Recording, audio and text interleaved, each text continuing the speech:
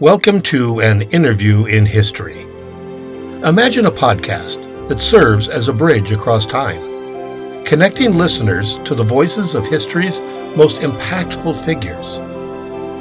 Each episode is a deep dive into the lives and legacies of these individuals, exploring not just their well-documented achievements, but also uncovering lesser-known facts that shaped their contributions to our world.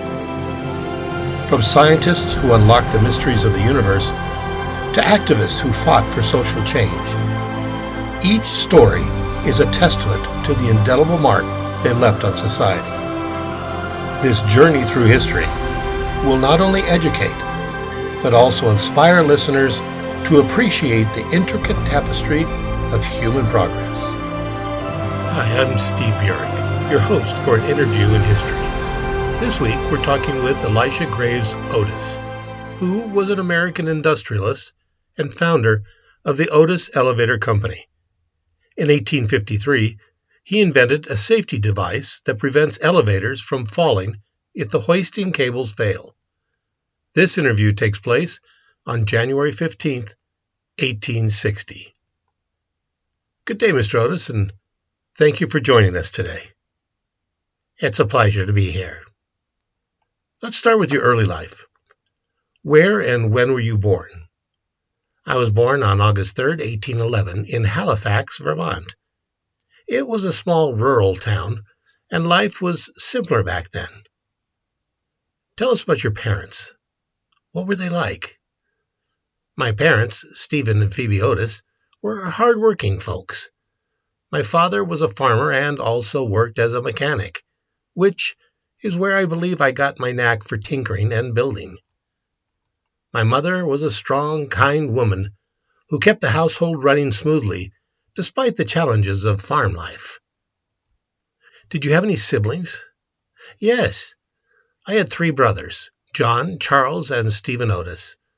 We were close, and like many families at the time, we all had to pitch in with the farm work. It was a modest upbringing, but we learned the value of perseverance and hard work. We all shared a strong work ethic, instilled by our parents, and we often tackled challenges together. Although none of them pursued the same mechanical path I did, their support during my early years was invaluable. Family was everything back then, and our bond helped shape who I became. What about your schooling? Did you enjoy it? Schooling was limited. I only had a basic education, which wasn't uncommon for farm boys in those days. I always enjoyed solving problems, though, and that curiosity stayed with me throughout my life. I understand you moved away from home at an early age. Tell me about that. Yes, I moved away from home at the age of 19, eventually settling in Troy, New York, where I lived for 5 years employed as a wagon driver. Did you have any significant relationships in your life? Yes, I actually married twice. My first wife, Susan Houghton, passed away tragically young, which was a very difficult time for me. I later married Elizabeth Boyd, and we had 2 sons together, Charles and Norton. Later that year, I suffered a terrible case of pneumonia, which nearly killed me. But I earned enough money to move my wife and 3-year-old son to Vermont Hills on the Green River. I designed and built my own grist mill, but did not earn enough money from it, so I converted it to a sawmill, yet still did not attract customers. Now, having a second son, I started building wagons and carriages, which I was fairly skilled at. My wife later died, leaving me with 2 sons, one age 8 and the other in infancy. Now let's discuss your career. What led to your work with elevators? Necessity, as they say, is the mother of invention. Well, in 1845 I moved to Albany, New York, where I worked as a master mechanic in a bedstead factory. During this period, I invented a railway safety brake. By 1852, I had moved to Yonkers, New York to work at the Mays and Burns bedstead factory installing machinery. The factory needed a hoist to lift heavy equipment to the upper floor, but this posed serious safety issues. In response, I invented the safety elevator, which automatically comes to a halt if the hoisting rope breaks. The following year, I left the factory and started my own company, the Otis Elevator Company. After giving a public demonstration of my new invention at the New York Crystal Palace in 1854, demand for the safety elevator began to rise. I installed the first safety elevator for passenger service at the E.V. Houtout building in New York City in 1857. That invention became the foundation of modern elevators. Can you explain how the safety brake worked? It's quite simple. My design used a spring mechanism that would engage tooth guide rails along the elevator shaft. If the rope gave way, the spring would activate, locking the elevator in place and preventing a fall. Was your invention immediately successful? Not at first. People were skeptical, so in 1854, as I said, I staged a public demonstration at the Crystal Palace in New York City. I stood on a platform and had the rope cut. When the safety brake engaged, the platform didn't fall and the crowd erupted. That was the turning point. Did you work on other inventions beside the elevator? Indeed. Before my work with elevators, I invented a bread oven that improved baking efficiency and a machine to automate the production of bed frames.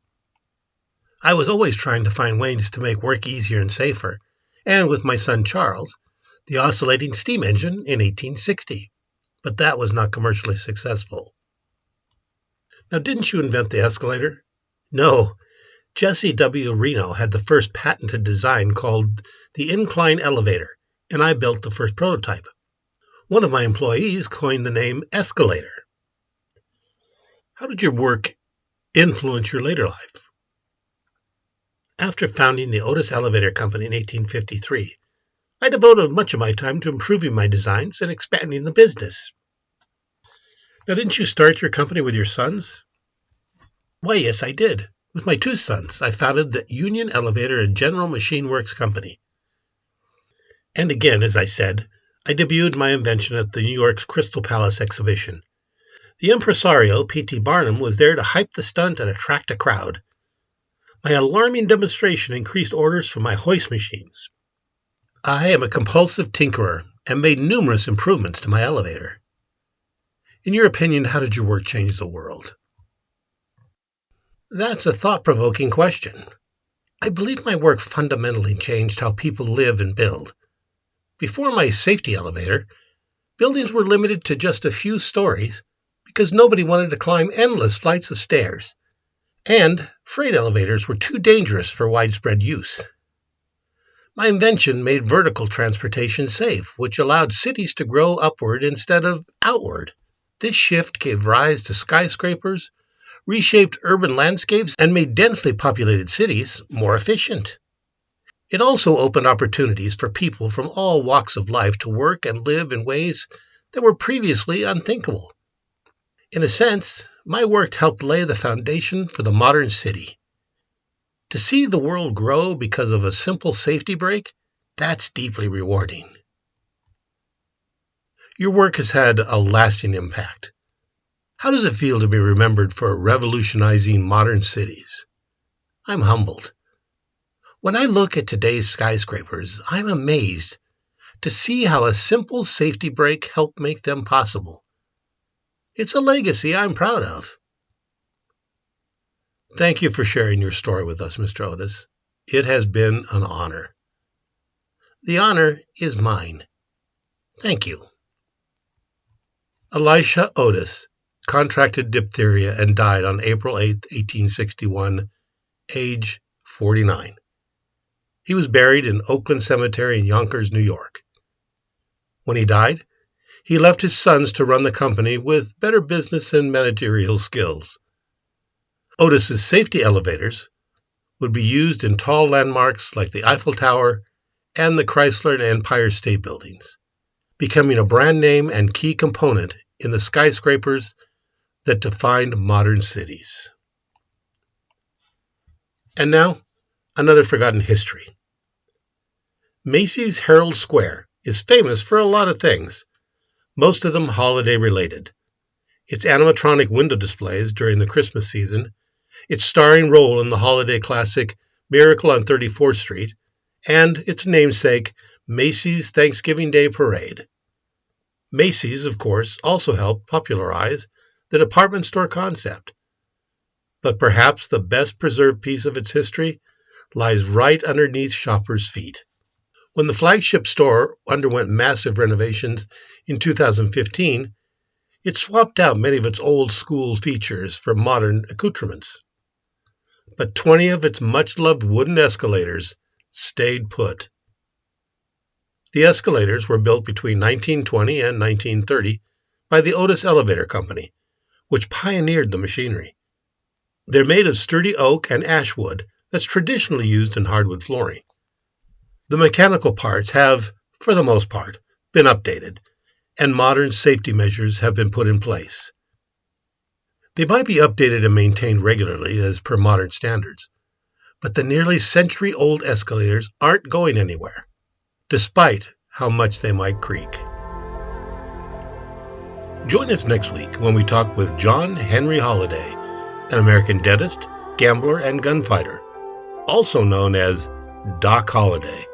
Until then, take care.